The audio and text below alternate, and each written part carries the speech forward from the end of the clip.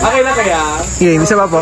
Rating handa ko nung birthday ko, umorder na lang ako kasi ayoko na magluto. Dito na ako sa Hot Dish umorder in advance para convenient. Dahil meron silang delivery, pwede ka mag-advance order or same day delivery. So ito yung mga in-order namin. Meron silang mga maliliit na bilao, medium size and malalaki na swak na swak kung ilan yung mga guest mo. Ako naman, umorder ako ng mga small pero marami. Ang pinaka nagustuhan ko sa kanila guys is it's affordable and ang daming variation. Tapos nagsasuggest din sila ng mga best sellers and depende na lang sa'yo kung anong trip mo. So umorder ako from mains, handa, na saktong-sakto lang sa amin. Isa sa mga nagustuhan ko is itong puto nila na may yema dip, 10 out of 10. Sobrang sarap. And then yung sisig pansit nila, yan ang unang naubos.